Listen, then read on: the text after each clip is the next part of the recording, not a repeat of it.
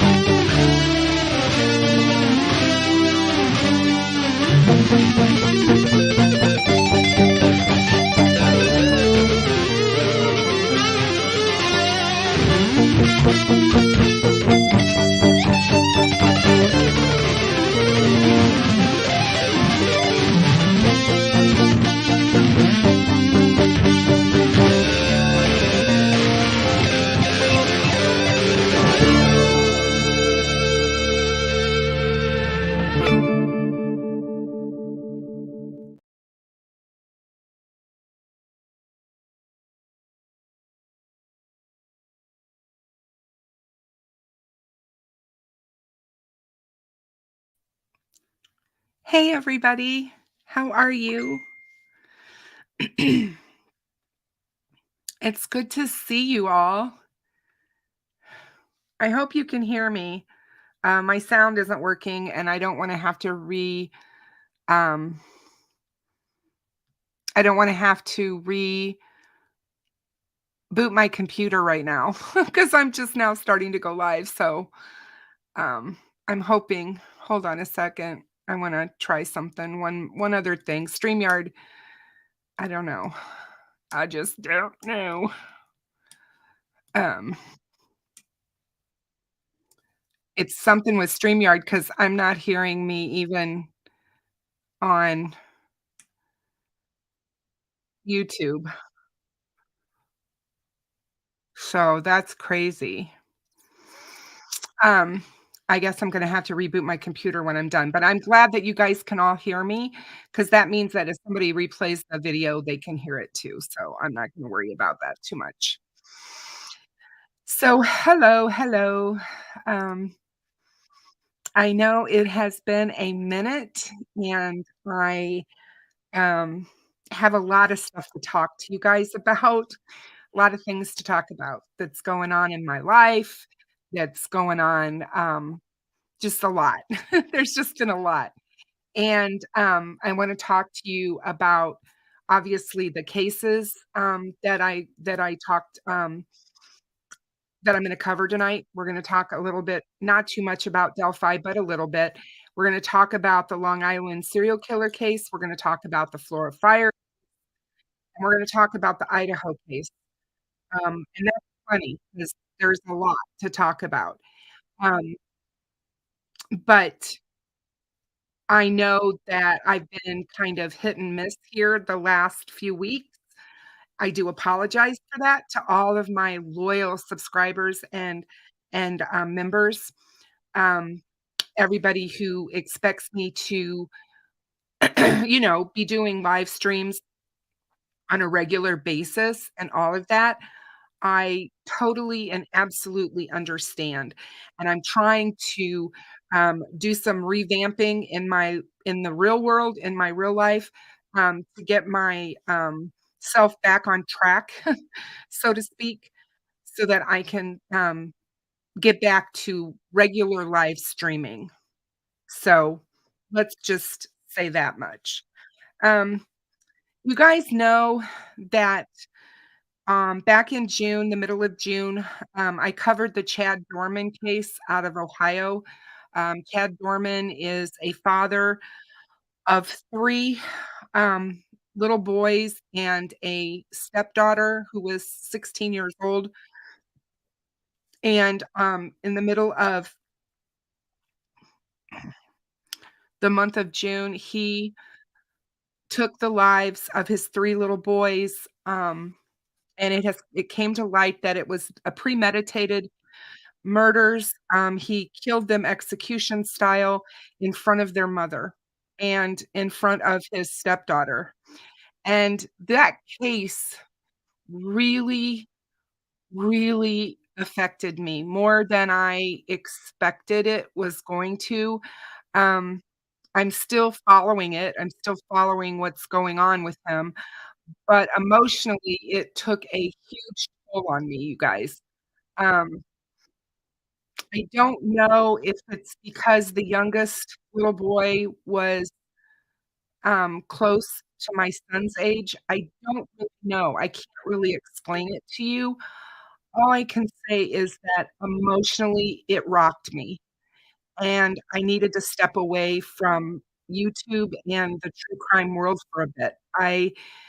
Um, I was just having a really, really rough time, and I didn't really wanna talk about it much because I felt like it wasn't really the place. I didn't want my channel to kind of become a place for me to just, dump all my emotional stuff on, but, um, but I feel because it was something that was triggered me or whatever, because of a case that I covered, I thought I should share it with you guys, tonight. And so I to, talk a little bit about that with you. I wanna welcome everybody, that's here with me tonight. I appreciate all of you so very much. Hi, hey, Jim Mosier, how are you? So good to have you with me. Hey, Kyle, good to see you as well. Hey, Deb, my dear friend, how are you? I've been keeping up on your channel. I've been watching your content. You're awesome. I love you.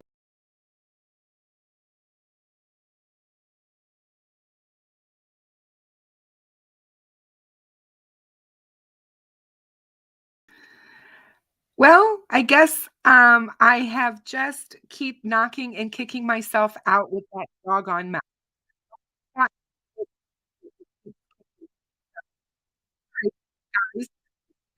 Um, so, hey, Boston, how are you? Good to see you as always. Um, hey, Danger Dave, how are you, my friend? Good to see you. Hey, Angela Rosen, how are you? Hi, Stephanie. Always good to have you in the house. Hey, David Gray, how are you? Good to have you here. So good to see you guys. Hey, Robin, welcome, welcome, welcome. Hey, Tech Death, how are you, my dear? So good to see you. I miss you. I miss you. I miss you. Um, let's see. Hi, CJK. How are you?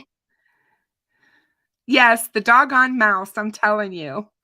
I don't know what to say, you know?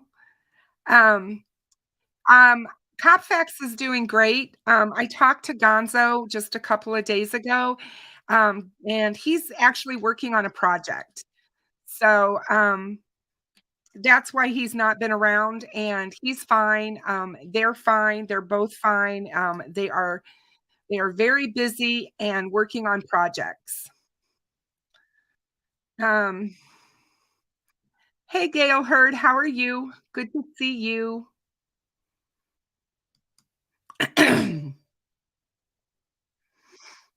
So, sorry, I need a drink, guys. Hold on. I'm so sorry. I haven't had any issues with my asthma. Actually, I've been feeling super good.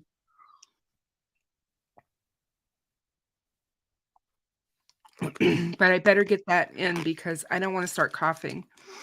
Um, so yeah, that's where Fax has been. He's working on a big project. So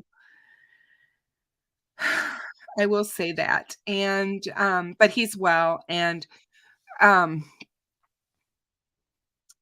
Gonzo and he are real close and they see each other a lot.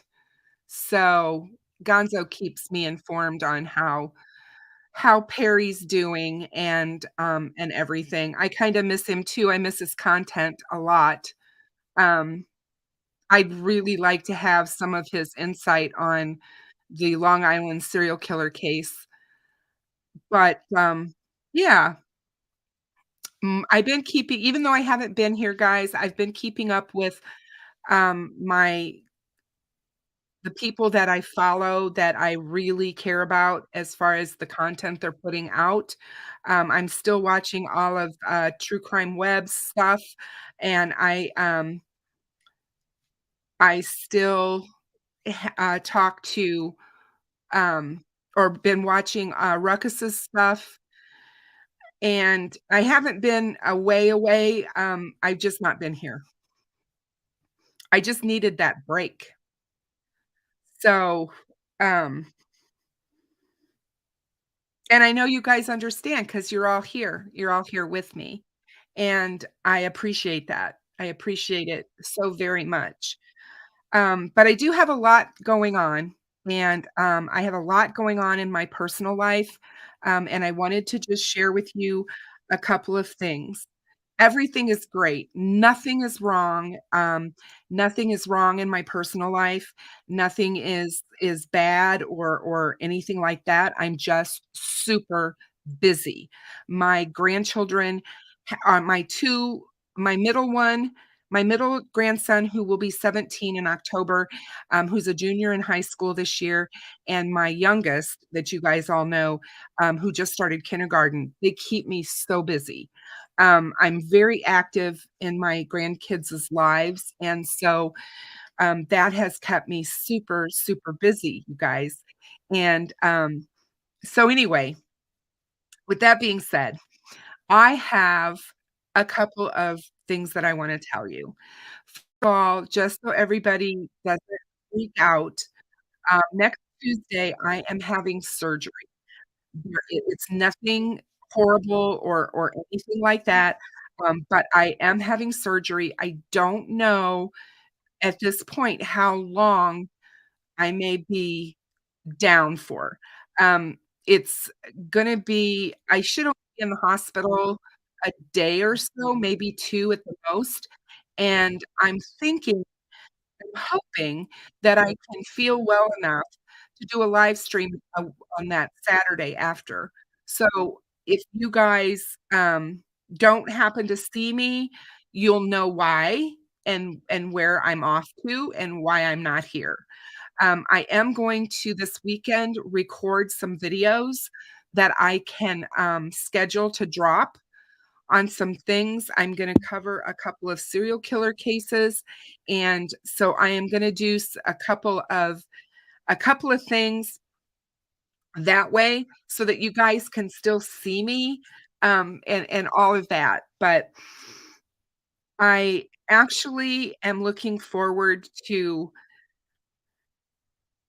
um, getting my life back, so to speak, and this is all a process.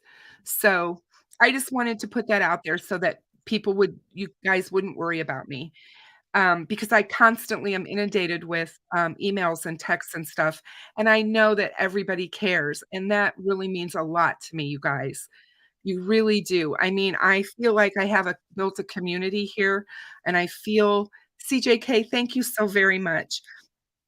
I feel like I have a great community here of very understanding and compassionate people, and I am so grateful for all of you and all the prayers. So I have this other wonderful story. I had to text Gonzo and tell him this story because, um, he and I are pretty close, and, we talk often, and so he knows a lot about my personal, life and my family and stuff, and so anyway, my middle grandson I told you about, who's the junior in high school, he's autistic, and he did not start talking until about 3 weeks, 4 weeks before he started kindergarten. So he was almost 5 years old before he started to talk. He was nonverbal, and I remember I was with my daughter, and you guys have all met Shelby when she's been here with me, and she's covered cases with me. I was with her the day that we got his diagnosis. We spent an entire day at, um, Easter Seals, and they actually went through and did all of his testing, and he was just over 2 years old when he was finally diagnosed, and I remember the psychiatrist telling us that when he was 17, by the time he would be 17 years old, that people would look at him and not know that he was autistic, and it was hard for me 15 years ago to believe that, to understand that, because of what I was witnessing with him at the time, and the fact that he wasn't verbal, the fact that, he was so encompassed in his own little bubble, and it was hard for us to pull him out of that. But as a family unit, we decided, that we were going to do everything we can or could to keep him in our space, because if he had had his way, he would have isolated himself all the time, like 24/7. He would have isolated himself in his room away from everyone. We didn't allow him to do that. We would pull him out and make him basically have family time and make him, interact with us and do things with him. And I think that that was, instrumental in where he is today. He has accelerated through school in just in a remarkable way and in a remarkable fashion, and he is extremely bright. He has a, aptitude for math that is just off the charts. It's unbelievable. Um, he does math competitions, and, I can't believe how he is able to do math in his head the way he is. I could never do that. I am terrible at math.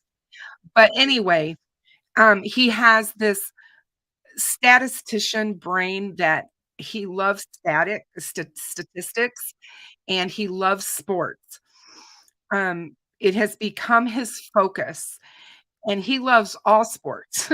I mean, he follows all of them. He follows hockey, he follows baseball, basketball, both the NBA and the NCAA. He follows, um, soccer, both, the, MLS and also the Premier League in England. He loves European football, and so anyway, he's just been this kid that's just been amazing. He knows statistics of all the teams, their players. He can tell you, who played for them, and he can tell you about games that happened years ago. I mean, when he reads something, he retains it forever. He has just that kind of a memory. It's just incredible. But anyway, this is a grandma going on and on about her kid. her grandson. But anyway, so he 3 or 4 years ago, his stepdad made him a goalpost out of PCP pipe, PCV, or what do you ever you call it, PVC pipe, in the backyard because he longed to be a kicker in the NFL. That's what he wanted to do. And so he just started kicking the football and kicking the football. And when he started high school, we his brother was still a senior when he was in high school, and he we wanted him he'll be 17 in, October. So he's 16 right now. And, his brother was on the swim team, his older brother was on the soccer team, and his older brother always wanted to go out for football, but his mom would not let him, did not want him injured. And so, anyway, long story short, sorry guys, this past week, they started school last week, and, he'd only been in school a couple of days, you guys, and he was in gym class, and he was kicking a football, and his gym teacher saw him and was absolutely floored, I guess, about how good he was. So he went to the football coach because the football coach of the high school I didn't know any of this until now, was in highly need of a kicker for the varsity football team. And he went to him and he said, "I found our kicker." And so he came and saw Cole and talked to him about it and asked him if he would be interested in trying out for the football team. Of course, my grandson was blown away. He couldn't believe that this was happening. And he was like, "Well, yeah, sure." And he goes, "Well, you need to talk to your mom and your dad about it." So on Friday of last week, he was approached again by the football coach. And he said, "I haven't heard from you. Did you talk to your parents?" And he's like, "Oh, darn." He's like, "I forgot." So anyway, they went to a football team meeting for parents on Friday night, and everything went really well with the meeting, and they learned a whole bunch, and on Monday, this, yesterday, he tried out for the football team, and he made the team, and he is gonna be the starting kicker for this high school football team on the varsity team, and he just I mean, it's the most amazing thing that any of us can even we're all just in shock, and he is over the moon, you guys. This kid is so excited, and when I told Gonzo the story, he was just like, "What a fantastic coach to give him this opportunity and to, um, cheer him on and do all this," and like I said, he's a great kid. He will talk your ear off about things that he loves, and if you love sports, which I do, oh man, I have so many wonderful conversations with this boy. But anyway, I just had to share that. So I'm gonna be going to football games here really quick, um, and, um, and watching him. And so, I'm really excited about that. And my youngest is doing fantastic in kindergarten. Things are going well for him. So those things are all wonderful. But I just wanted to share those with you, um, and let you know my excitement because Um, I know that, autism is a struggle for many. I know that there's many families out there that deal, this on a daily basis, and it's not easy, and I just want people to know that maybe starting out on the journey, that you just keep with it. You just keep with them. You go through it with them, and you support them in their differences, the way that they are different. Cole is very aware of his autism, and he knows that, and he knows he's different, but He's so funny, he just is, and he's got a great sense of humor. He loves horror films. He can tell you all kinds of stuff about movies, but yeah, cool kid. So I'm really excited. But anyway, so let's move on. I wanted to let you guys know those things up front. Um, so I saw today, Deb sent me something about Richard Allen earlier, and I was trying to figure out what the heck was going on with Richard Allen. But it seems like there's been some motions made on his case again, and just to put it out there, you guys, there's going to be a lot of this. It's completely normal. There's going to be a lot of motions and stuff. The defense is going to do what they can to try to keep certain evidence out of the court. And it's going to be really interesting to watch as this happens and progresses. He's scheduled to go on trial in January of 2024, and that is fast approaching. I can't believe that we are into August, and next week it's the middle of August, and it just is, to me, it's just crazy how fast this year has gone. It just seems to me like it was just last year that they announced, it doesn't feel like it's almost been a year since Richard Allen's arrest. I guess that's where I'm coming from with this. But it has almost been a year, and, we're waiting, and the family's waiting. And I know that this isn't easy on them, and it's hard for us too. And I know that this was another thing that was keeping me away for a while from the Delphi community.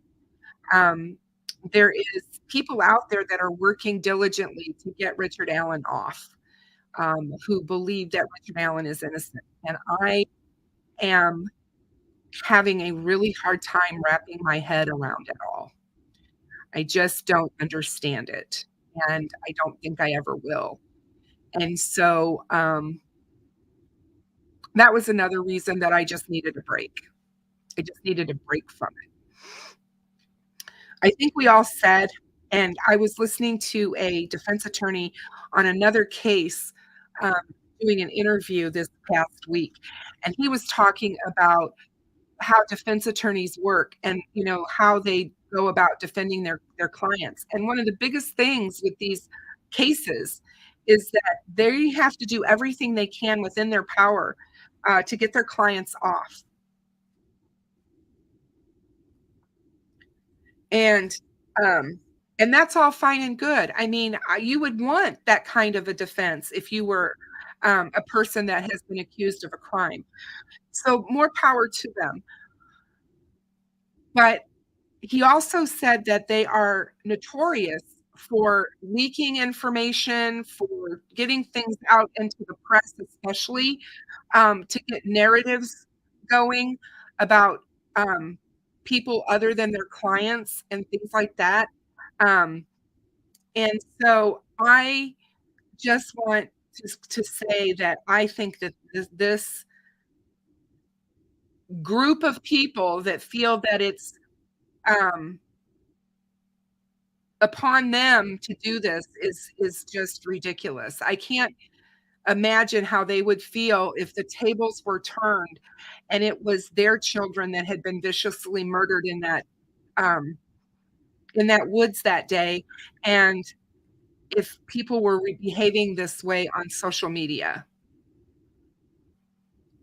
Because I go back to when it comes to Delphi, you guys, and this is true of all the cases that we talk about and cover that are still unsolved, where they have people either not in custody and they're trying to find out who did it, or they have arrested someone and they are waiting trial.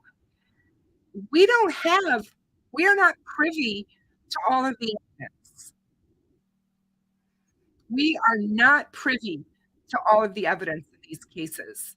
For us to try to make a determination on guilt or innocence is really completely wrong, in my opinion, because we don't know everything. Can we speculate on that, or do we have inner feelings about something? Sure. And we are more than, I feel that people are, welcome to have those.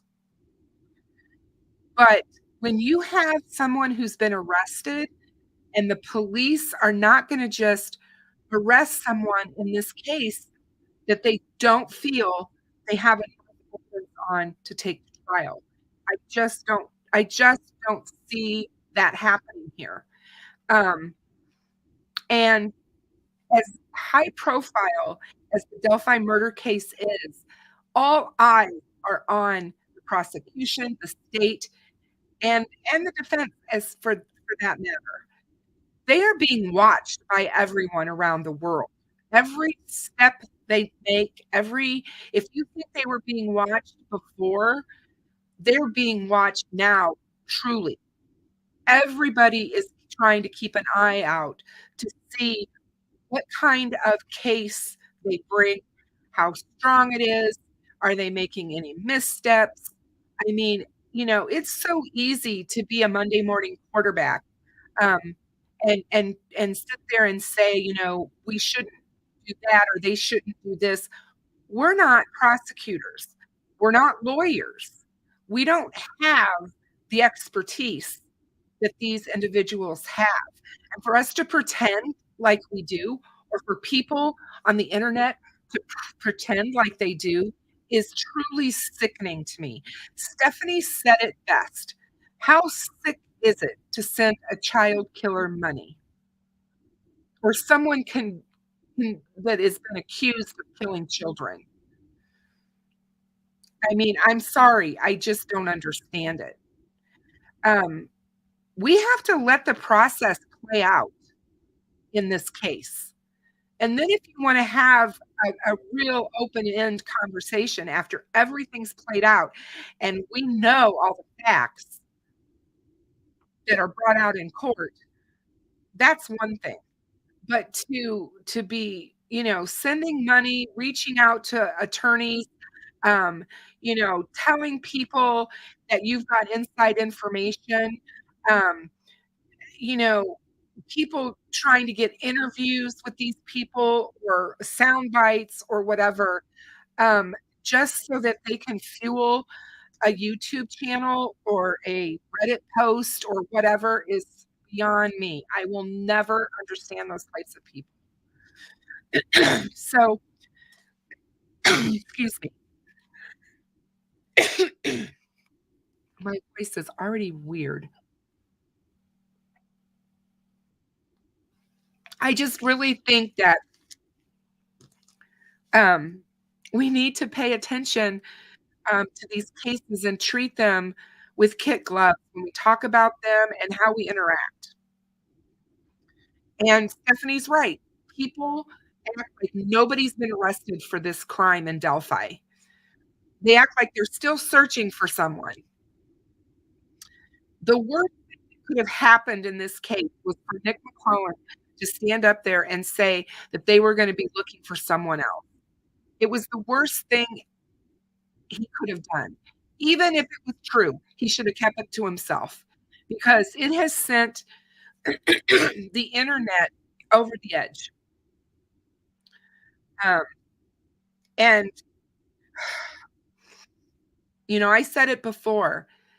There are channels out there on YouTube that are looking to write books, to possibly get movie rights, sound, they're not doing this out of the goodness of their hearts.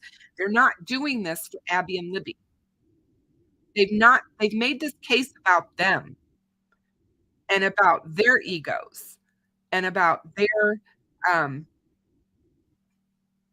agendas. And I'm over that, as you guys already know.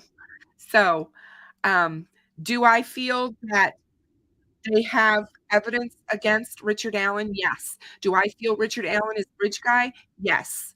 Um, do I feel that Richard Allen is bridge guy because of the evidence? Yes. I also believe that he has admitted to being bridge guy. He has admitted to 5 people, his mother and his wife being 2 of them that we know of, that he committed these crimes. We need to let the police do their job. We need to let the prosecution do their jobs and do what we can not to hinder this case. And I get that everybody's eyeing it and everybody is, you know, basically sitting there holding their breath, waiting for the next shoe to drop. But, you know, so I also wanted to talk about, oh,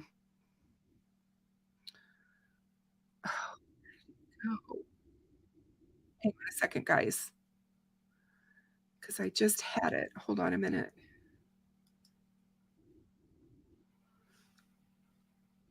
Hold on a second, guys, because I need to look something up. Give me just a minute here while I do. Um,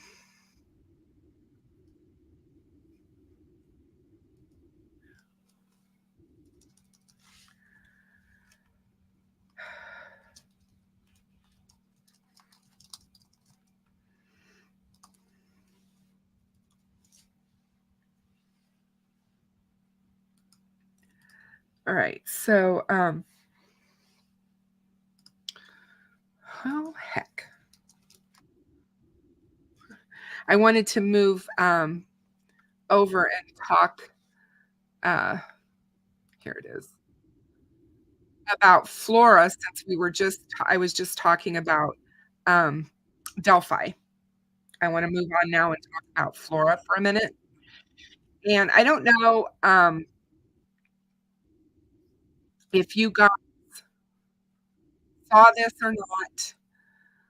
I somehow missed this, and I was um, I was floored when I saw this. Yeah, Stephanie, that creator is lying to everyone who's watching him or her, because Richard Allen did put himself on the bridge. He most certainly did. Yeah.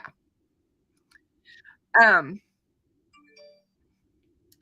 so on May 23rd, CBS 4 Investigates came out with a story.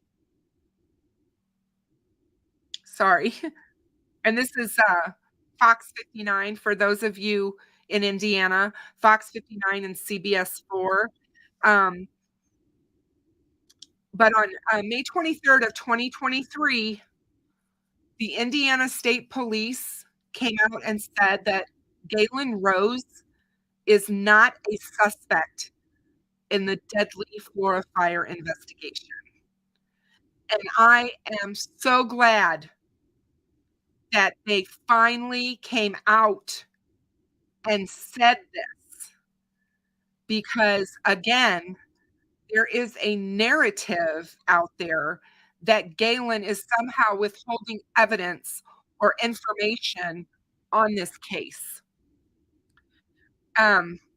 And Superintendent Doug Carter surprised us because in 2 previous stories that Fox 59 did on the 2016 Flora fatal fire, the requests were made by CBS 4 and Fox to speak with state police investigators, and the request was denied. All of those requests were denied. As we have been saying for a while now, in this case, they don't talk about Flora.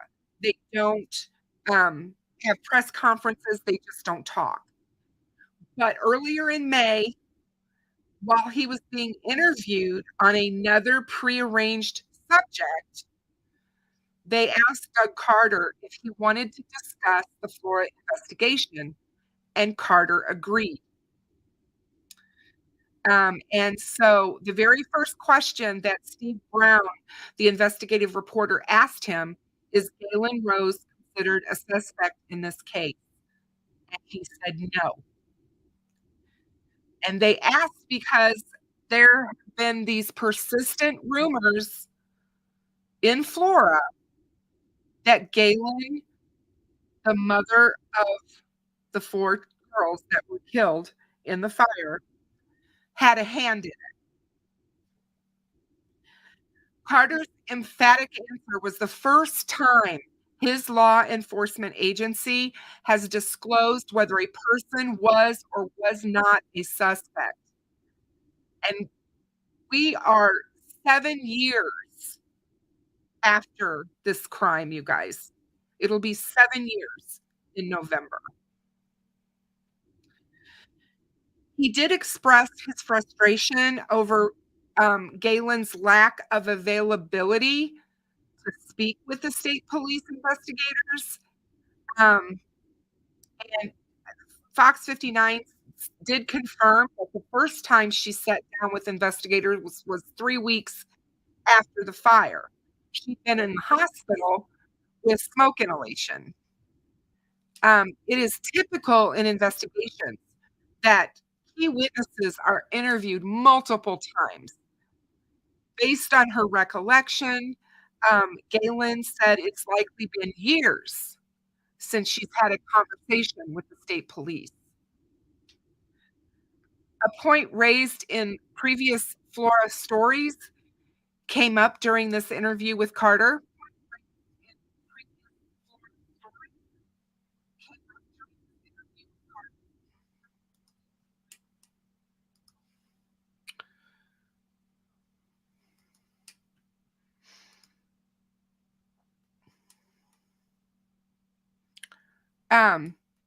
Other news outlets have noted comparisons between the fire investigation and the probe of the Delphi murders.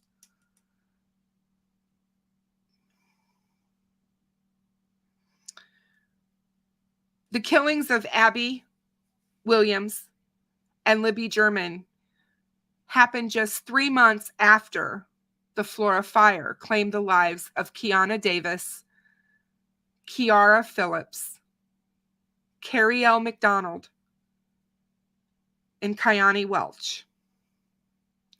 But while state police released video and audio evidence in the Delphi case to encourage the public to come forward with information, similar disclosures have never been made in the Flora investigation. And Carter was asked specifically about the different approaches. Doug Carter said, if we had the information to release, the analogy that they're the same and that was something perpetuated by your story is simply inaccurate. That's not true. That's not true. The only thing relevant that's similar to Delphi and Flora is that they're in the same county. Connecting an arson investigation with very little information to a homicide that's developed over 80,000 tips, it's just an unfair analogy and an unfair comparison between the two. Brown went on to say to Doug, but people up there see them as similar. They are horrible events resulting in the deaths of young girls.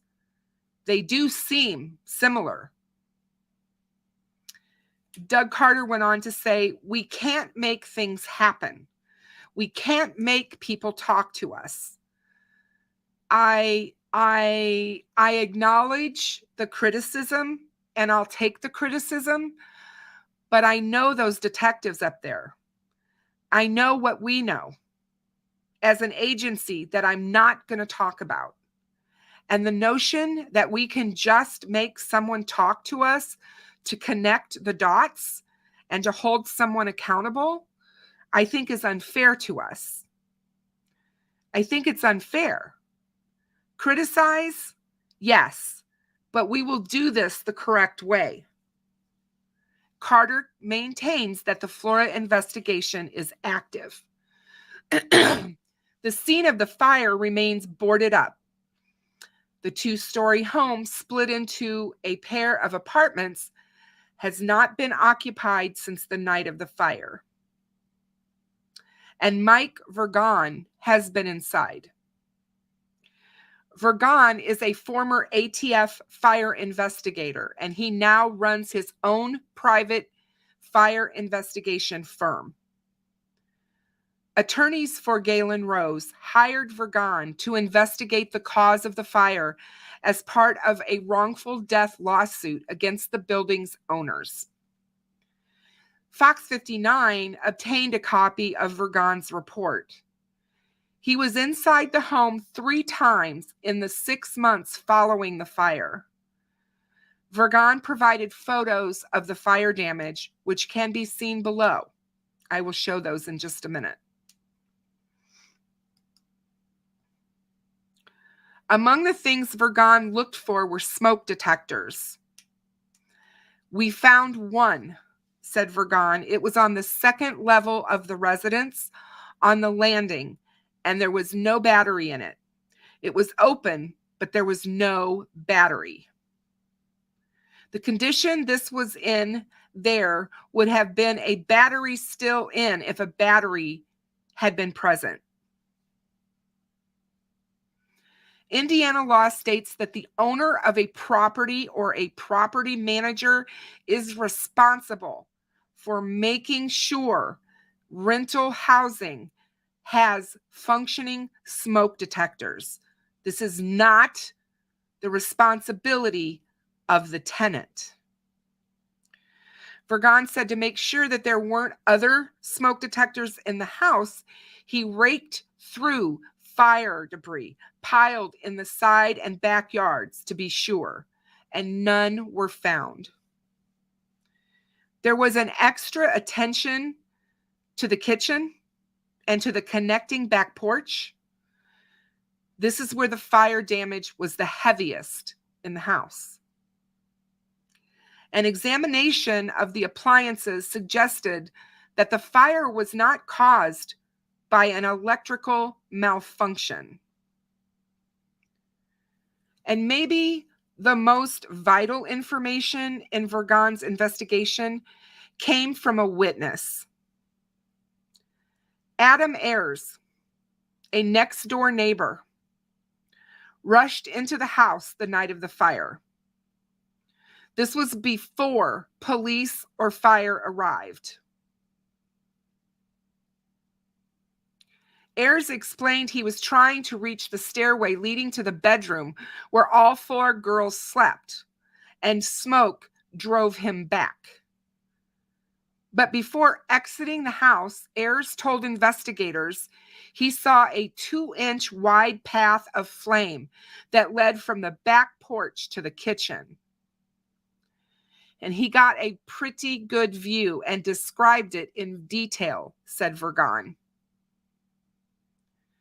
Ayers was also the only person who saw the ribbon of fire.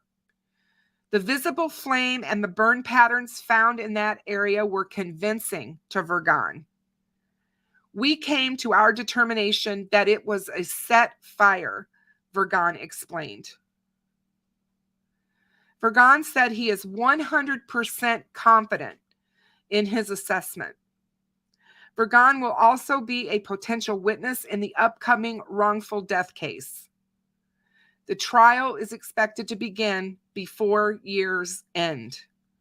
And we are going to be definitely keeping an eye on this one, you guys.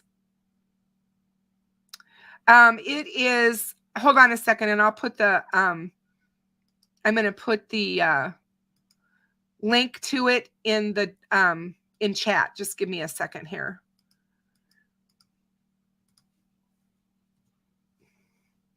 There you go, guys. That's the link to it.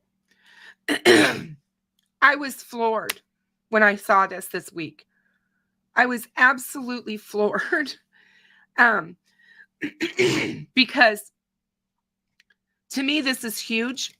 And I hope that all of the people that continue to push the narrative about Galen being responsible for this fire or in some way protecting who's responsible, I hope this makes them be quiet.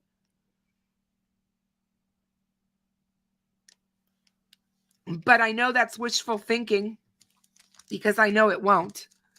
We know how people on the internet behave. I want justice for these girls so badly. They deserve it so much. Their case lost its luster, so to speak, after the Delphi murders happened. And in so many ways, the girls' voices were silenced. Dave, you take care, please, and be safe while you're driving out there. I don't know why I have this catch in my throat. It's really weird. But anyway, Delphi took front seat. Delphi was everything that everybody wanted to talk about. Love you too, Dave. Take care of yourself and be safe out there. And Flora took a back seat, a real far back seat. And, you know, Meow Zedong has done a really good job at keeping the case in everybody's mind because of her interactions with Galen and her interviews with Galen and having Galen, be on social media talking about her girls. And my heart just breaks every time I see her and think about what she's going through, and how she can even get out of bed every day with what has been taken from her.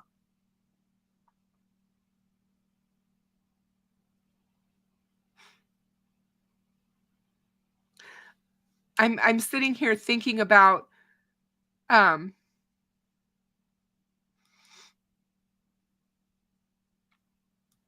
on a second. It's making me tear up, so I'm trying to get my composure.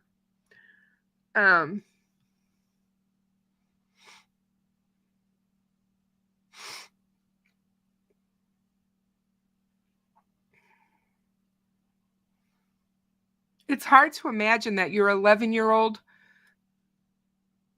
that you lost that night would be 18 this year. It's hard to imagine what she's missed out on. She would have been graduating or already graduated high school.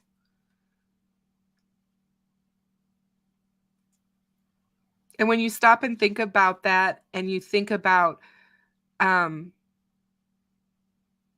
those lives lost, it really puts them into perspective what's important in this case. And the case, and Doug Carter is right. When you can't compare an actual murder to an arson murder. They're completely different. And the cases are completely different, but they're also very similar.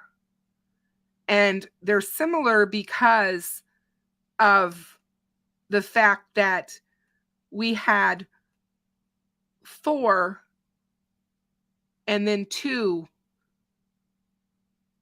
preteen and teenage girls lose their lives within 3 months of each other in an area where these kinds of crimes just don't happen.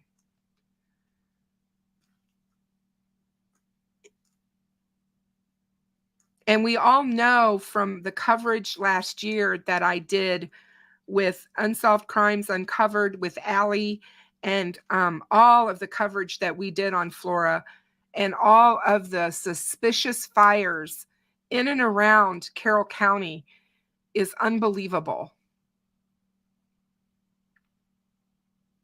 When the state fire marshal will tell you that he's aware that Indiana has a fire problem, you know something's not right. And this area has too many arsons. They have too many children, female children, dying in fires. And it needs to be addressed. Our children are always the ones to suffer. And it bugs me because we shouldn't have to push so hard to get people to care. We shouldn't have to push so hard to get people to want to do what's right by kids.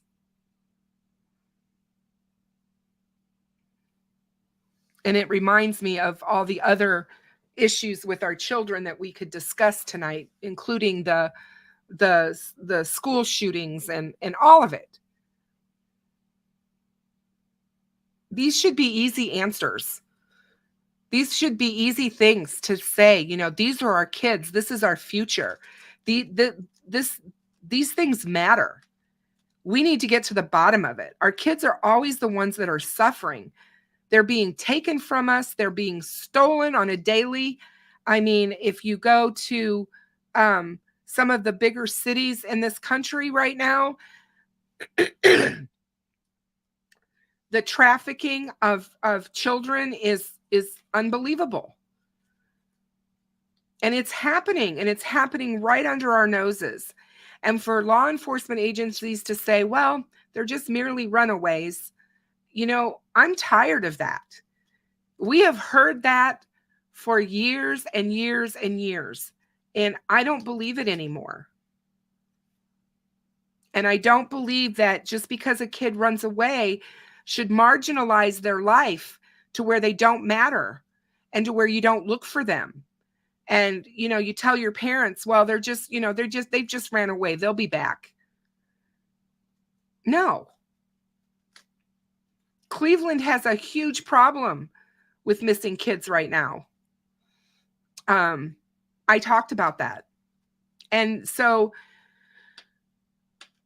I wish and I hope now that Doug Carter has come out and talked about Flora in an actual interview, even though it's it wasn't earth-shattering as far as that goes, but in a way it was, because he basically exonerated Galen, which makes me happy to know. She has gone through hell and back. And none of us can even begin to fathom or understand what she's gone through. Not only as a mother, but as a Black woman in this situation, and how she was treated in the community and how she's been thought of. And my heart goes out to her. Always. So let's move on to Rex Heuermann and the Long Island serial killer case, you guys. The New York Times has been doing a ton of reporting on him. And I have been following, their articles. But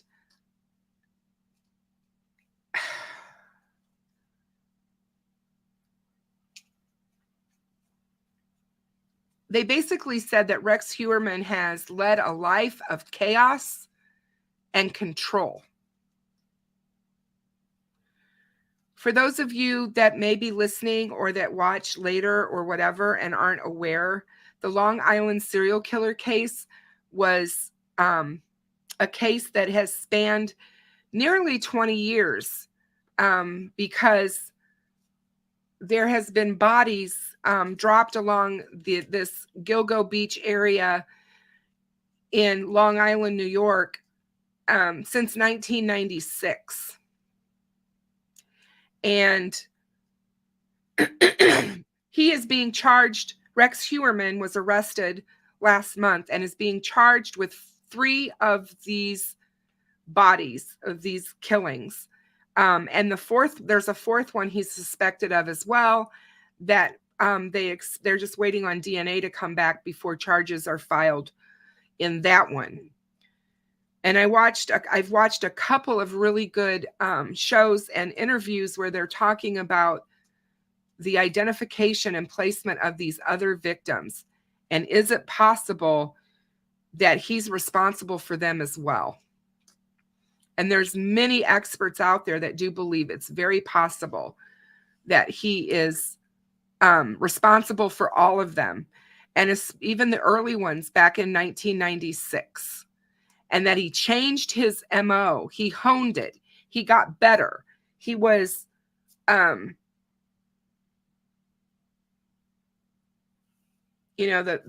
previous victims before the four, they were left in close proximity to the Gilgo Four, but there are some definite dissimilarities in the way that they were.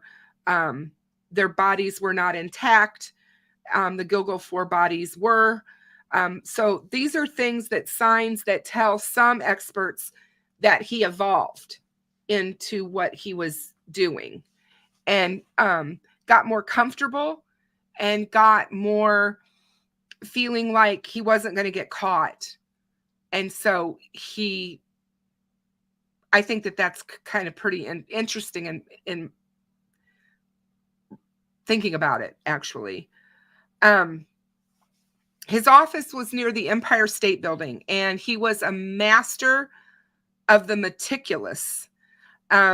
He was a veteran architectural consultant and a self-styled expert at navigating the intricacies of New York City's building codes.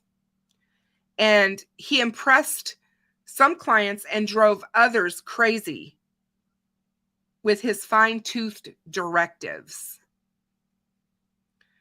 I found that interesting.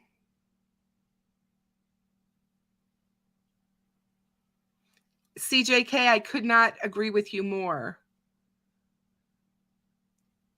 Hey, Ray, how are you doing? So good to see you. Thank you for being here. At home in his Massapequa Park residence on Long Island, while some neighbors saw Mr. Huerman as just another commuter in a suit, other neighbors found him a figure of menace. He glowered at his neighbors while swinging an axe in the front yard of a low-slung, dilapidated house that parents cautioned their children to avoid on Halloween. He was kicked out of a Whole Foods for stealing fruit. Now, this is a guy who had money, you guys. He was an architect consultant, for God's sakes. Why would you need to steal fruit? He would cross the street, and others would cross across the street to avoid him, said Nicholas Furchaw, a 24-year-old neighbor. He was somebody that you didn't want to approach. Interesting that that's how the neighbors saw him.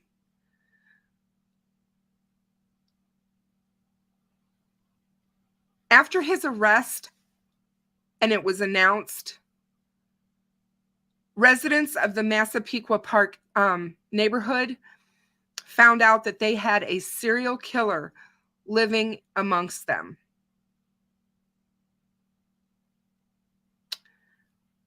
The police have accused him of leaving a quarter-mile trail of young women's bodies on the south shore of Long Island, and it has come to be known as the Gilgo Beach killings. But yet he was very careful in covering his tracks, they said. It took him nearly 15 years to arrest him because of that. Mr. Huerman's friends and clients in the real estate business were flabbergasted by his arrest. His neighbor, Mr. Furchaw, said, "I wasn't surprised at all because of all the creepiness around him."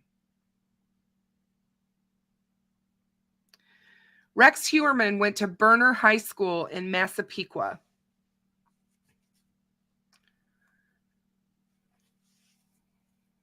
He's lived there all his life. The house that he resided in was the house he grew up in. He was arrested on a Thursday night in Midtown Manhattan as he walked down the street from his office He's been charged with 3 counts of first-degree murder and ordered held without bail during a brief appearance at a courthouse in Suffolk County. He has denied committing the crimes. After a decade-long investigation into multiple murders believed to have been carried out by a serial killer on Long Island, police were finally able to make the arrest. The actual case began in 2010 with the retrieval of 4 female bodies on this desolate stretch of Ocean Parkway near Gilgo Beach. It would only be the first of several grisly discoveries. In all, the remains of 9 women, a man, and a toddler would be found in the area. From the beginning, the 4 women whose bodies were first retrieved were reduced to their profession as prostitutes. But that seems to now have changed. And again, we talk about those marginalized victims where, it was up to their lifestyle. It's what caused them to die. And I don't care what your job is or what your trade is. If you are even working in the sex trade, it doesn't matter. You don't deserve to befall what happened to them. People who knew Rex Heuermann, who has been charged with these serial killings, that knew him as a teenager in high school, described him as awkward, solitary, and volatile. After the arrest, authorities began collecting evidence at his house, which is a 1-story ranch house in Massapequa Park. They found an arsenal of 279 weapons, most of them in a walk-in vault in the basement. If he is convicted of these crimes, Mr. Heuermann would join the ranks of serial killers who have led double lives. The fact that he was married with children has absolutely stunned the community.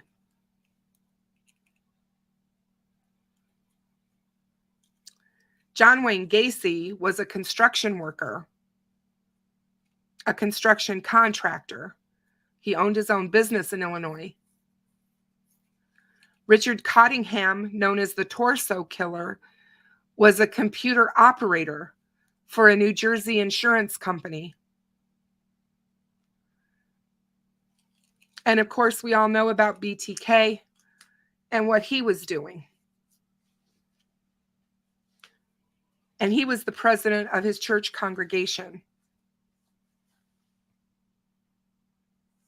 In a video interview that was posted on YouTube last year and conducted at his entirely unremarkable looking Fifth Avenue office, Heuermann, who is tall, over 6'6", heavy set, sporting a toupee-like 1970s haircut, and a blue dress shirt with a pin peeking from his pocket, comes across as a recognizable character. The scrappy, street-smart New Yorker, the I got a guy guy. When a job that should have been routine suddenly becomes not routine, he tells the interviewer, Antoine Amira, I get the phone call.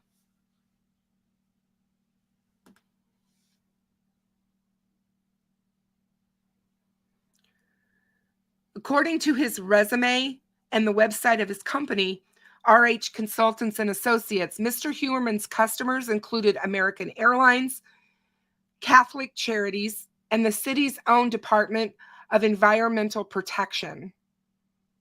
He represented clients before the Landmarks Preservation Commission many times and claimed credit for hundreds of successful applications before city agencies.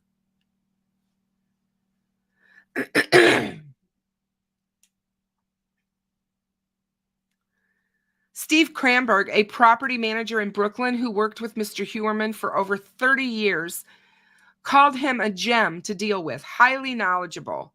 Mr. Huerman was a big, goofy guy, a little bit on the nerdy side, who worked long hours and was available day and night, Mr. Kramberg said. But he was also devoted to his wife, who, Mr. Kramberg said, had health problems, and to his elderly mother. In Massapequa Park, a tightly gridded village of neat homes with manicured lawns, Mr. Huerman, the son of an aerospace engineer, lived in the house that he grew up in and tinkered with furniture in his father's old workshop. A man who went to high school with him said he was bullied as a teenager, but sometimes fought back.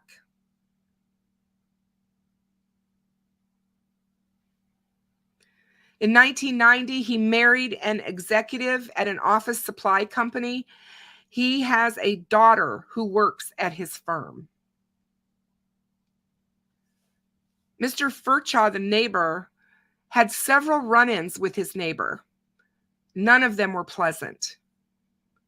There was the time he said hello to Mr. Huerman as he was cutting wood, and Mr. Huerman responded by silently glaring back between chops of his splitting maul. Other times he would be seated beside his stacked wood on the porch, watching an old television.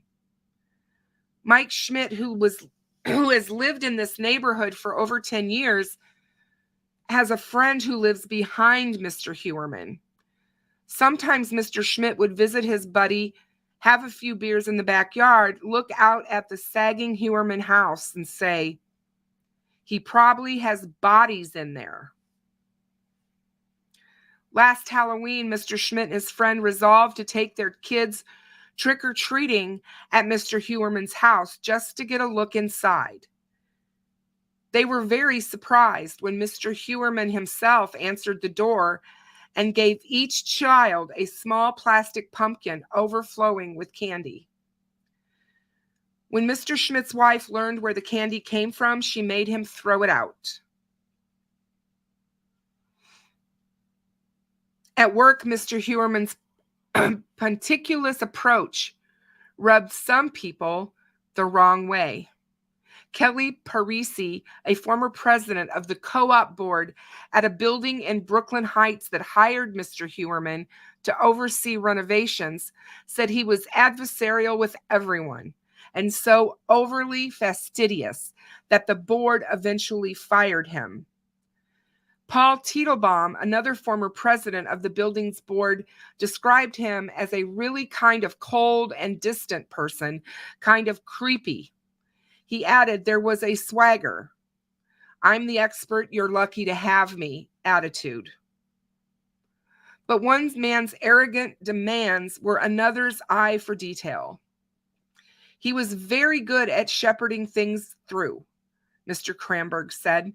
According to the timeline released by prosecutors and to the building's department and court records, Mr. Huerman kept his busy work schedule even as victims were vanishing.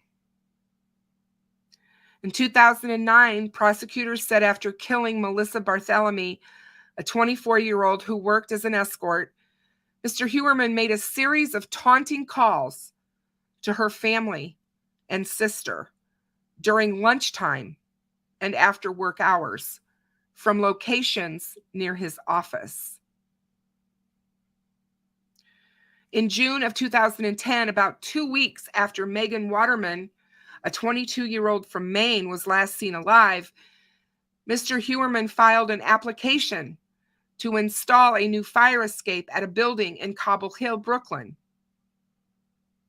In August of that year, he filed an application to repair the terracotta and repoint the bricks in a building on the Upper West Side 9 days before Amber Lynn Costello, 27, disappeared near her home a few miles from Mr. Hewerman's. On March 9th, 2022, as the investigative dragnet was tightening around Mr. Hewerman, he was writing a typically detailed letter to a lawyer concerning a project on West 71st Street. It appears that from my walkthrough, the drain line is above the interior floor slab, and if the trench drain is placed below this level, it would not be able to drain by gravity, he wrote. I would strongly recommend an investigation into the use of negative side waterproofing at this site.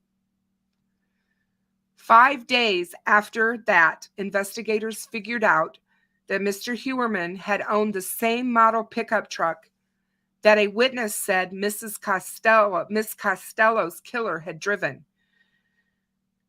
2 weeks later, prosecutors said Mr. Hewerman Googled Long Island serial killer and viewed an article headlined, "New Task Force Aims to Solve the Long Island Serial Killer Case." It was late last summer that Mr. Hewerman, sweaty and wearing a dingy t-shirt and shorts, was spotted at the Massapequa Park Whole Foods pilfering clementines from a bowl put out for children. He took 3 and put them in his pocket, and then he took more, said Tara Alonzo, a clerk from the store. After a few more rounds, she called him out, and I said, "Sir, those are for the kids," she recalled. She said Mr. Hewerman yelled back and became so heated that her manager escorted him out of the store. She did not see his face again until it appeared on TV the morning after his arrest. My coworker said, "That's the orange guy." Mr. Kramberg said he had talked to Mr. Hewerman on the phone Thursday evening before his arrest, and he was his usual chatty self, cracking jokes. That must have been right before he left the office and they arrested him, Kramberg said.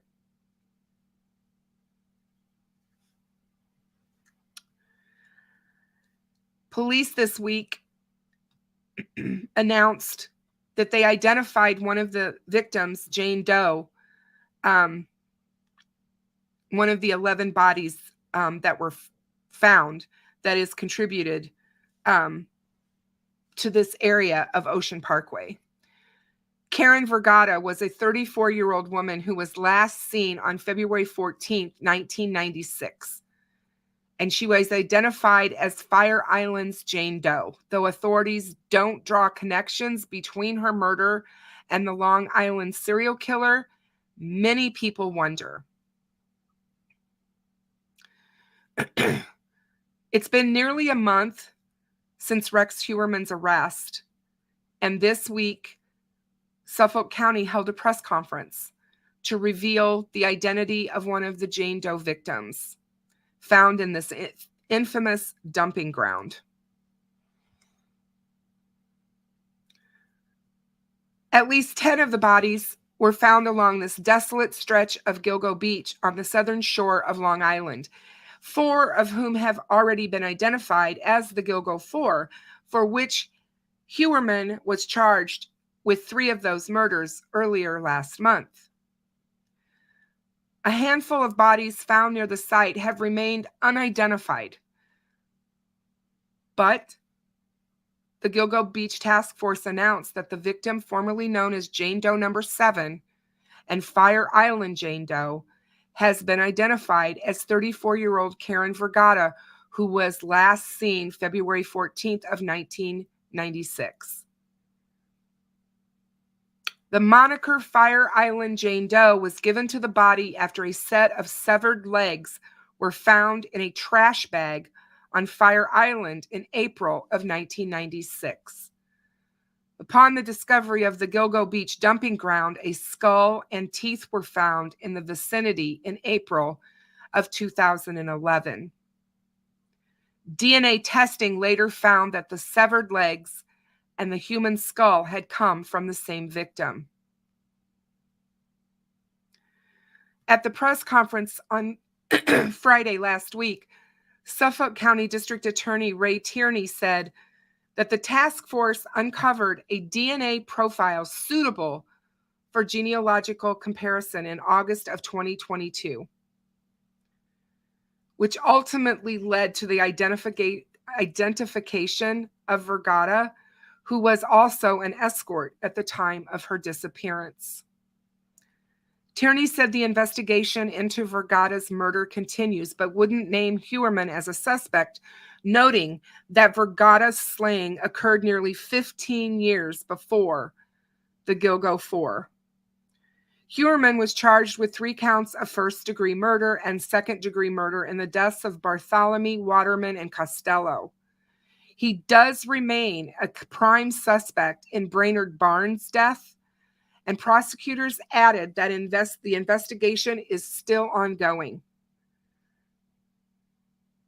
At his July 14th hearing, he pled not guilty, with his defense attorney telling reporters that Heuermann told him, "I didn't do this." He's due back in court on September 27th. The Suffolk County District Attorney's Office has previously laid out the evidence that led investigators to Rex Heuermann. Computer forensics, cell phone data, as well as the discovery of DNA, a woman's hair found on 2 of the victims that forensic scientists ultimately matched to Heuermann's wife, and a male hair found in the burlap sack that contained Waterman's remains was later found to be a 99.96% match to Heuermann's hair. Investigators culled Heuermann's DNA from the pizza crust box where he abandoned in a garbage can in Manhattan. Investigators saw him throw this in a garbage can outside of his office in January of 2023, and the lab results were confirmed in June of 2023. The arrest came over a year after Suffolk County Police Commissioner Rodney Harrison publicly shared previously unreleased information regarding this case. We believe now is the right time to disseminate this previously unreleased information in hopes of eliciting tips from the public and providing greater transparency about the victims, Harrison said in April of 2022. Following Heuermann's arrest, police in Las Vegas and Atlantic City, where Rex Heuermann had a second home or frequently visited, began re-examining their own unsolved murder cases for any connection to the Long Island serial killer case or suspect. Authorities in Atlantic City subsequently have eliminated Heuermann as a suspect in their own string of unsolved sex work murders, and that happened this past week as well. There are many areas that are being looked at and cases that will be compared to this case for years to come. There will be many, many books and things written about this man. And yes, he's innocent until proven guilty, but do they have a boatload of evidence against him? Yeah, they do. Did they take their time in methodically going through that evidence before arresting him? I believe so. And I believe that those men and women in that task force need to be commended because they have worked diligently to get this man off the street. And I think they had to move quickly because I do believe that they were fearful that he might be going to act again.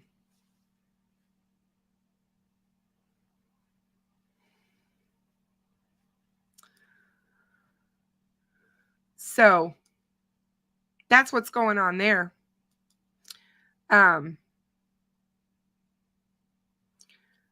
I don't know if you guys have heard about this, but I wanted to tell you about it because it's just, to me, it's just unbelievable. A New York doctor from Queens has been charged with drugging and assaulting patients on camera. His name is Zai Allen Cheng, a former doctor at a prominent New York hospital, recorded dozens of videos as he sexually assaulted and sexually abused women, prosecutors have claimed. The grim accusations rocked this major New York City hospital late last year. An emerging gastroenterologist had been charged with first-degree sexual assault. Prosecutors said he drugged a girlfriend and filmed the assault at his apartment. The doctor, 33 years old, was fired from the medical center, New York Presbyterian in Queens, in December after he was arrested.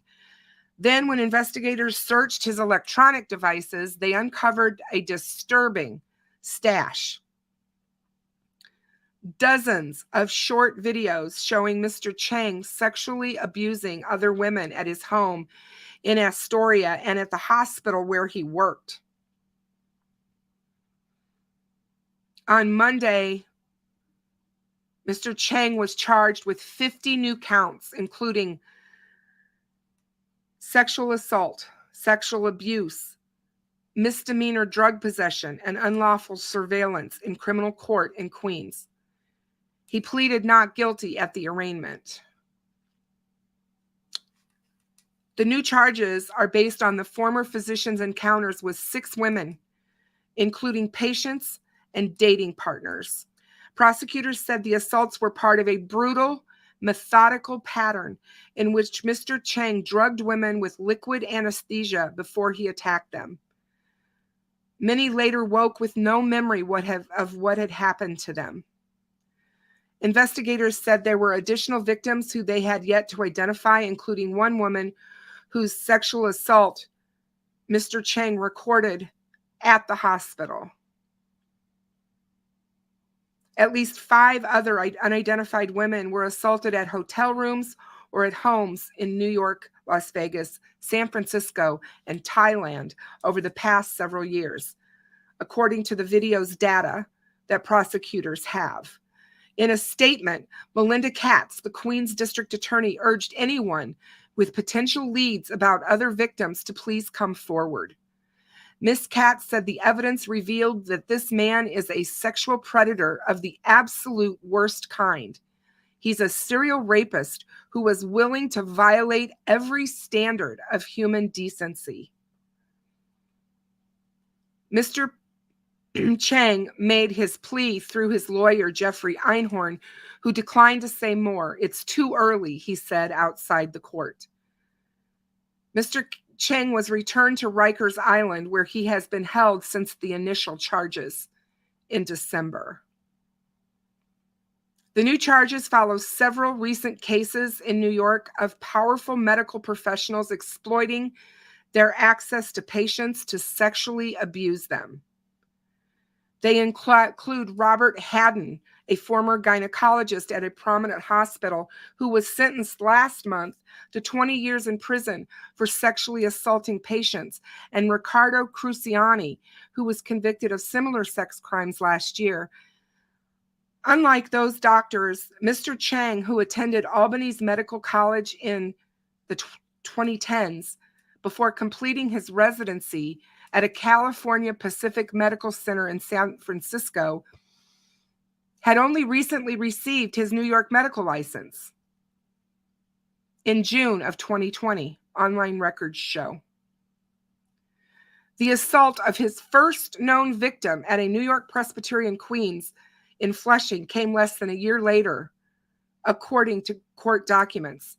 Angela Caravalsi, a spokeswoman for the hospital system, said in a statement that we are appalled and deeply saddened by what these victims and their families have endured. The victims who have been identified ranged from 19 to 47 years old. The authorities said that Mr. Cheng often took multiple recordings of each assault. Mr. Chang was arrested in December of 2022 after the authorities said his girlfriend at the time discovered videos of him assaulting her. The police later found drugs, including fentanyl, ketamine, LSD, and several anesthetics typically used in surgeries, and devices with dozens of other recordings at his home. In one case, Mr. Chang is accused of filming himself groping a 37-year-old patient as she lay unconscious at the Queen's Hospital in 2021. A short time later, prosecutors said he assaulted a woman whom he met on a dating app. In videos of her assault, a small brown bottle was visible on his bed, according to the authorities, who said they had recovered a similar bottle from his apartment that contained a powerful anesthetic. In a third episode that summer, a 19-year-old woman had sought treatment at the hospital for severe pain from gallstones. Mr. Chang performed an unnecessary rectal exam and later injected the woman's IV line with an unknown substance and then sexually assaulted her, lawyers and prosecutors said. The woman filed a lawsuit against the hospital in June under a pseudonym, accusing the center of conspiring to cover up her assault and failing to intervene after she told staff Mr. Chang had administered a painful injection that made her lose consciousness. The New York Presbyterian system fell under scrutiny recently related to Mr. Hayden's case, agreeing along with another hospital to $236 million in settlements with more than 220 patients.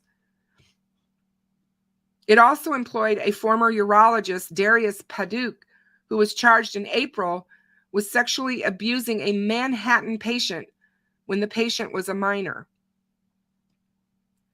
Ms. Karavazali said the system had been reviewing its numerous stringent patient safety policies and protocols for potential areas of improvement. She added that the hospital had provided additional training for all employees after Mr. Chang was arrested.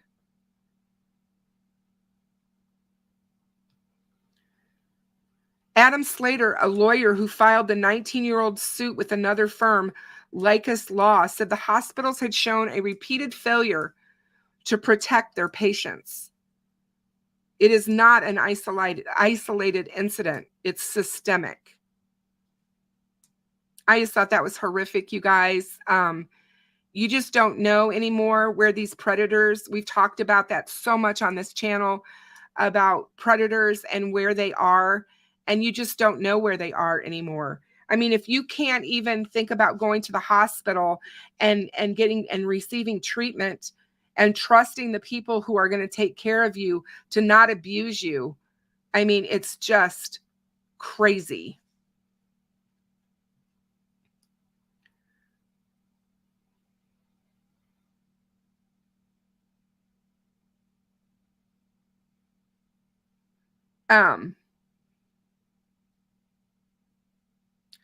There was a huge news bulletin this morning, you guys. I don't know if you guys heard it, but the FBI arrested 100 people in global child sexual abuse operation that launched after the murder of FBI agents. I don't know if you guys have heard about this,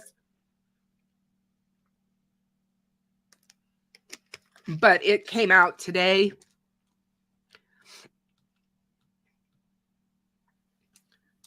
The people that have been arrested in Australia and the United States in connection with a global online child abuse network uncovered in the aftermath of a high-profile murder of 2 FBI agents, authorities announced this week. The myriad of charges for alleged child abuse stem from the killings of 2 FBI agents, Daniel Alphen and Laura Schwarzenberger, who were fatally shot in 2021 while serving a warrant in Sunrise, Florida, to search the apartment of a suspect allegedly tied to a case involving violent crimes against children.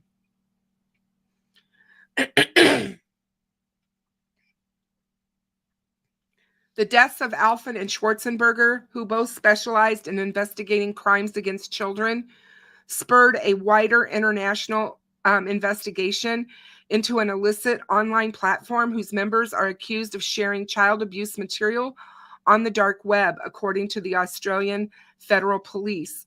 19 Australians whose ages range from 32 to 81 years old were recently charged for their alleged involvement in what the agency described in a news release as a sophisticated digital network. Members are believed to have produced, searched for, and distributed images and videos of child abuse material on the dark web. 2 people have been sentenced in Australia for their ties to the massive investigation, while the others have active cases in court, according to federal police.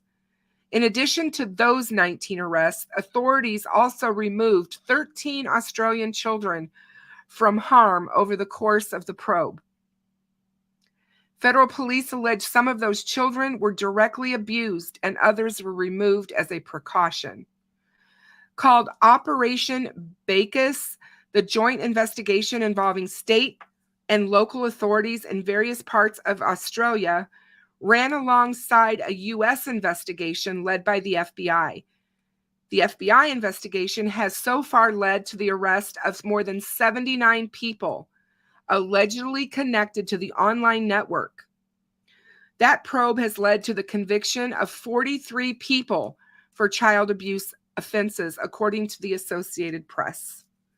The suspects, who were arrested across Australia, including in the Australian Capital Territory, New South Wales, Queensland, South Australia, Tasmania, and Western Australia, collectively face 138 charges related to the investigation. One suspect, described as a public servant by federal police, was already sentenced to 14 and a half years in prison in June after pleading guilty to 24 charges. That same month, a call center operator on the New South Wales Central Coast was sentenced to 5 years after pleading guilty to possession of an estimated 5 terabytes of child abuse material. 5 terabytes, you guys. That's a ton. And this person got 5 years. Something's wrong.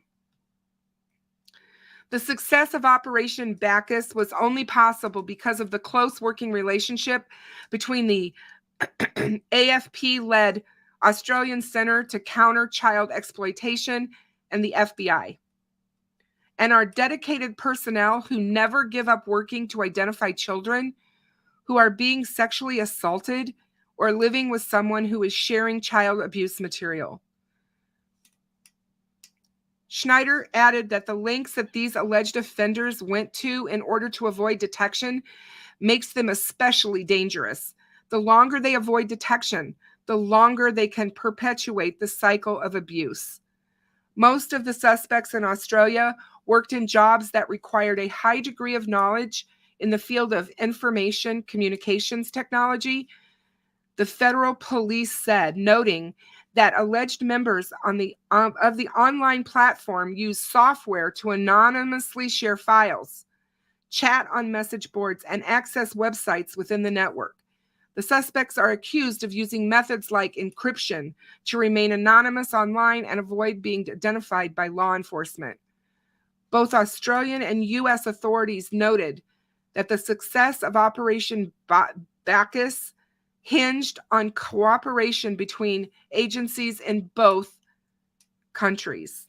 The complexity and anonymity of these platforms means that no agency or country can fight these threats. FBI's legal attaché, Natiana Mann, said in a separate statement, "As we continue to build bridges through collaboration and teamwork, we can ensure the good guys win and the bad guys lose." Mann said the FBI alerted authorities in other countries to additional suspects in their jurisdictions who are allegedly connected to this online child abuse ring, but did not say which countries, according to the Associated Press, as to not give them the heads up that they're coming for them. Unbelievable, you guys. Unbelievable. Unbelievable.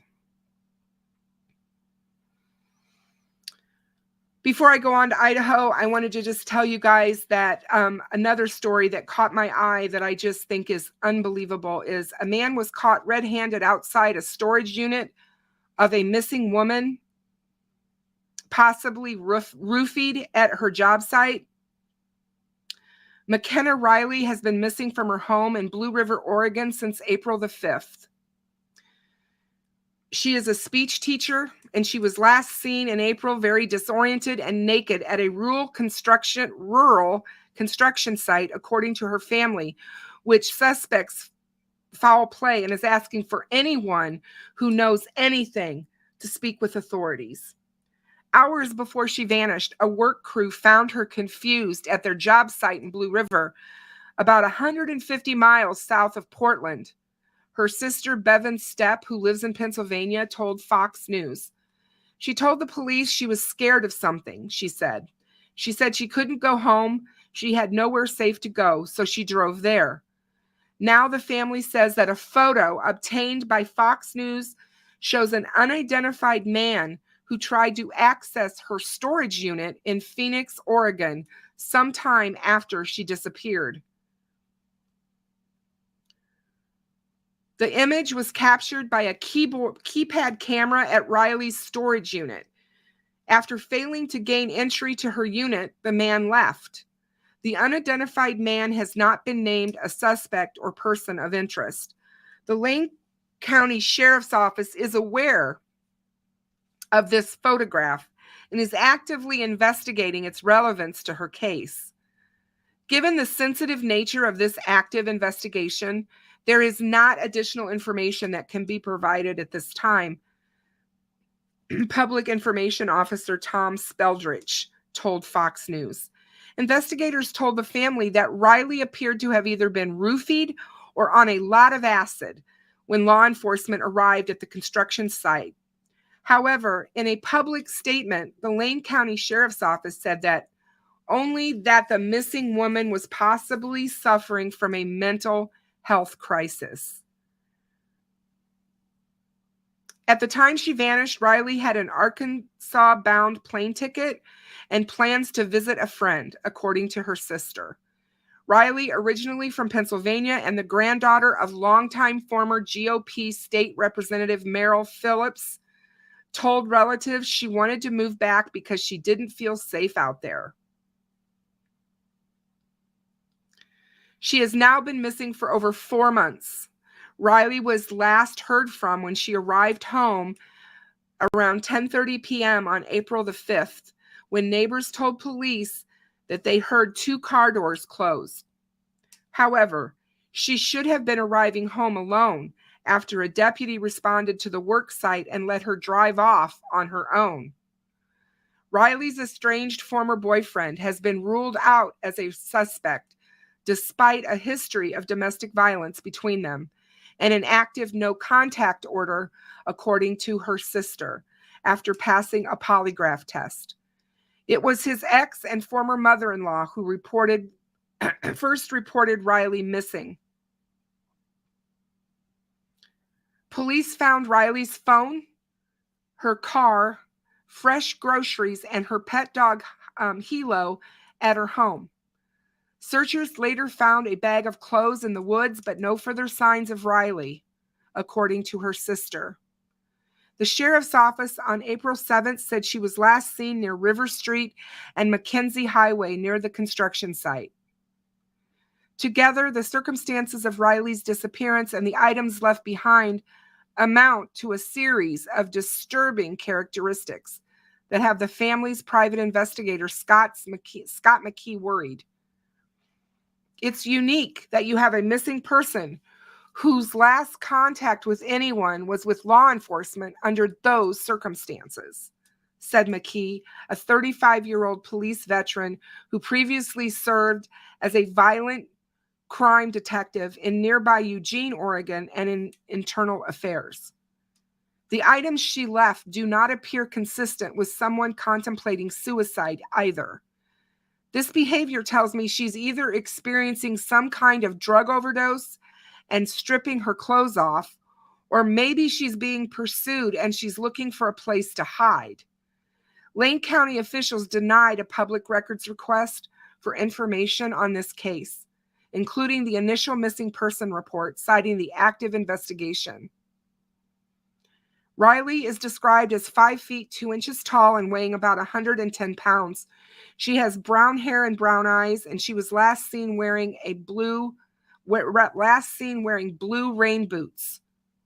Anyone with information is asked to call the Lane County Sheriff's Office at 541-682-4150. About 150 miles to the north in Multnomah County, authorities first downplayed concerns, then recently acknowledged that there's a potential serial killer, while naming a person of interest in connection with the disappearance of 4 women between February and May of this year. The remains of Kristen Smith, 22, Charity Lynn Perry, 24, Bridget Webster, 31, and Ashley Reel, 22, were found within 100 miles of one another.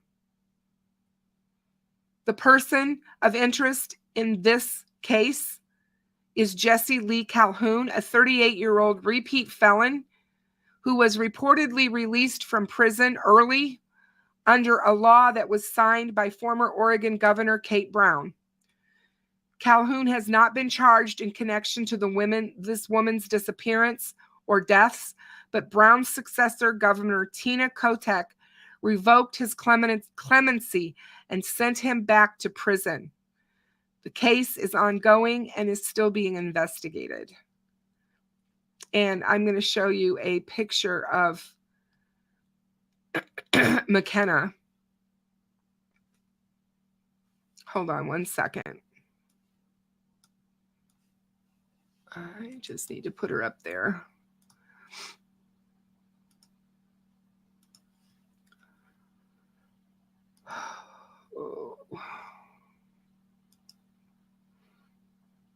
And that's a picture of McKenna.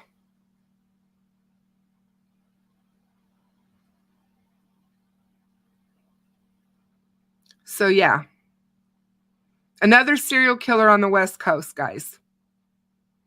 Don't know if McKenna is victim of that or if it's not related, but man, there's just so much going on right now in this country.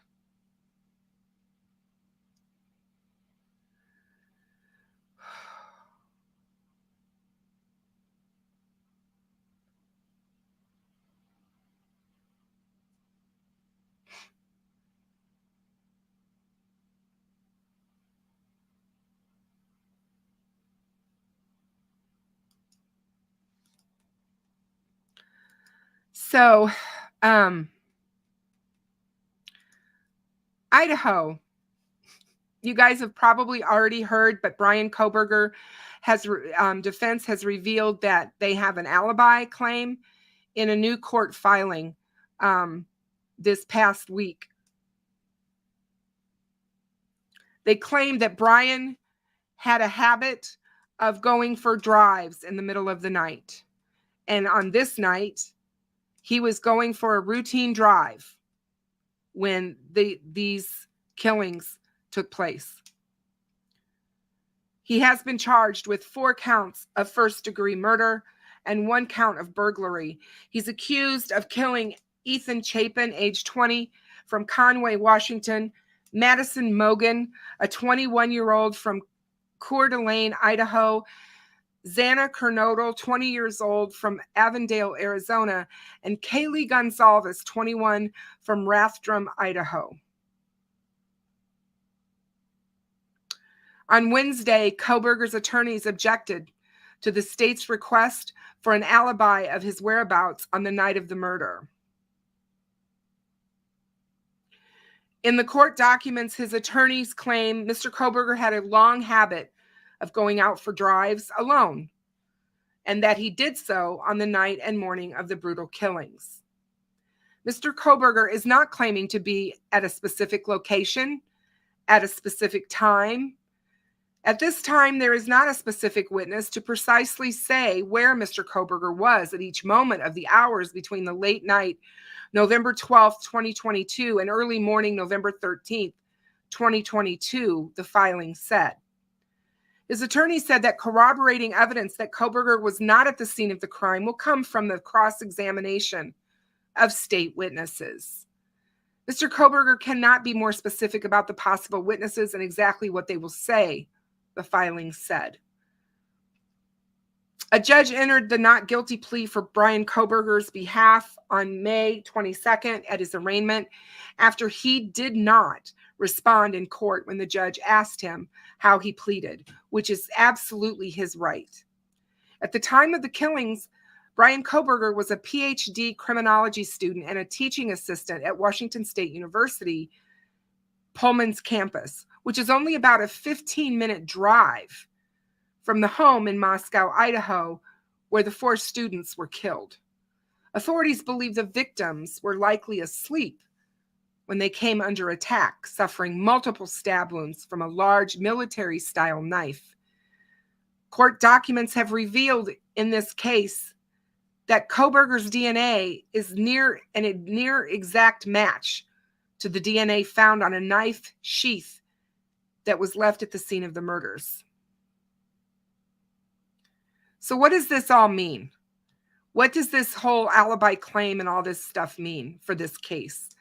In my opinion, I am just going to say this about Brian Kohberger's alibi. I consider that a non-alibi. To me, an alibi is something that will absolutely exonerate you from something that you've been convicted of or been accused of. It can place you somewhere else at the time of said crime. Videotapes, someone else being able to corroborate that you were giving a sermon in church that day. Somebody who may have saw you pumping gas 175 miles away at the time that this alleged crime took place. That would be a great alibi. Somebody able to place you within their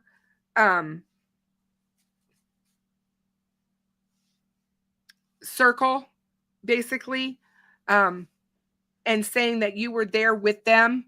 That's not a family member, because wives and mothers notoriously can lie to protect their children or their husbands.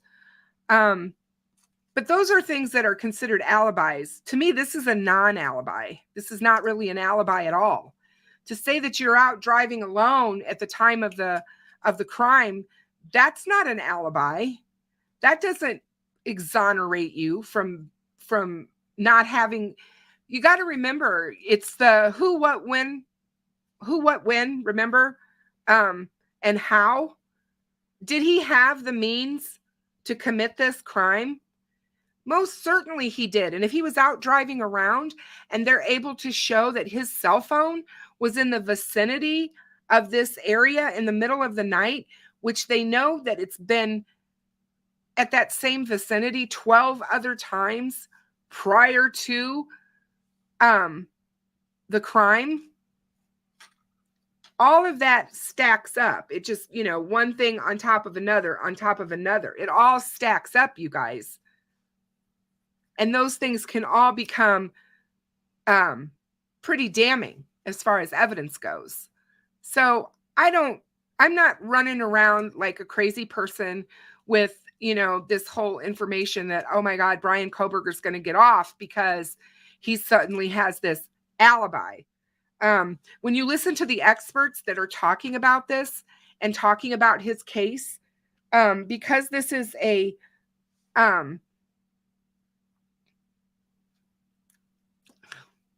death penalty case, the defense is going to do everything. They're going to try everything imaginable to put reasonable doubt in this jury's mind. And that's all they're doing here. So If this is all Brian has, as far as being able to say he wasn't there and he didn't do this, Brian's in a whole world of hurt, because this is not going to go well for him if he's just out there stating, I was just out driving around late at night because I can't sleep. That's just not going to cover it, in my opinion. So, but that's the newest information on the Idaho case. So, yeah. But anyway, guys, that's what I had for you tonight. And I hope that you all have been well. I hope that you enjoyed this talk about these cases. Flora really has me intrigued because of Doug Carter speaking on it. I firmly believe that we need to be covering more about Flora, and I intend on doing that. But yeah, I enjoyed bringing all this information to you guys tonight. I hope that each and every one of you has a good rest of your evening. Please make sure that you pay it forward when you can, and be kind. It doesn't take anything from us to be kind, and you never know what kind of a day someone is having. And I just try to keep that in mind when I interact with people. You just never know what they might, be going through or what they might be dealing with. And as we cover these cases and we talk about these victims and their families, I think it's so important to remember that the loved ones that they left behind are struggling every single day to get through without their loved ones. And they still have this huge thing standing in their way as a case that has to be solved and has to be adjudicated in court. And I'm talking about Abby and Libby's family and their friends and what they all still are going through and what Galen's going through. So thank you so much for everyone for being here and hanging out with me tonight. I certainly appreciate it. Thank you so much, Gail. I appreciate that very much. I am sure that I will be just fine. I'm just hoping to get it over with and get going on to the other side, to the recovery side of it and that aspect. But much love to you all. Thank you so much for all the donations, everyone who keeps me in their prayers, who stands behind me and this channel. I appreciate each and every one of you. Tech Death, thank you so much for being here. And to my moderators, I love all of you. You do such a fantastic job for me. I could not do these live streams without you. And I look forward to where we're going to go with this channel. Take care, everyone. Good night.